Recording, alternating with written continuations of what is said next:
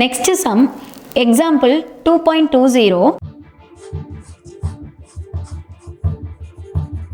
இதில் நமக்கு ஒரு சீக்வன்ஸ் டேர்ம் கொடுத்துட்டாங்க 1/2, 2/3, 3/4. இதோட ஜென்ரல் டேர்ம், அதாவது பொது உறுப்பு கண்டுபிடிக்கணும். இதில் A1 ஃபஸ்ட்டு டேர்ம், எப்போவே ஃபஸ்ட்டு டேர்மை A1ன்னு எடுத்துக்குவோம், 1/2.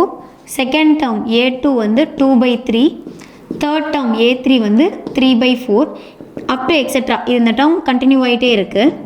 ஸோ இதோட ஜென்ரல் டேர்ம் ஏஎன்னு எடுத்துப்போம். ஸோ என்னங்கிறது ஒரு காமன் வேல்யூ. மேலே 1, 2, 3 n வந்து நேச்சுரல் நம்பர்ஸ் மாதிரி வரிசையாக இருக்குது. அதனால் n is belongs to natural numbers அப்படின்னு எடுத்துட்டோன்னா என்னோட வேல்யூ 1லேருந்து ஸ்டார்ட் ஆகுது.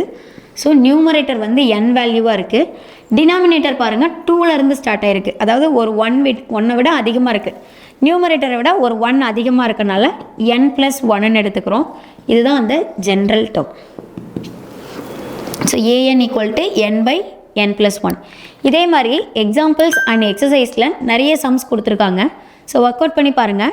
டவுட்ஸ் இருந்ததுன்னா அந்த சம்மை கீழே கமெண்ட் பண்ணுங்கள், நான் எக்ஸ்பிளைன் பண்ணுறேன். சாப்டர் 2ல் இருக்கிற பேலன்ஸ் சம்ஸை பார்ட் 2 வீடியோவாக பார்க்கலாம். கண்டினியூஸாக வீடியோஸ் பார்க்குறதுக்கு மறக்காமல் மேத்ஸ் KD கோட் சேனலை சப்ஸ்கிரைப் பண்ணிக்கோங்க.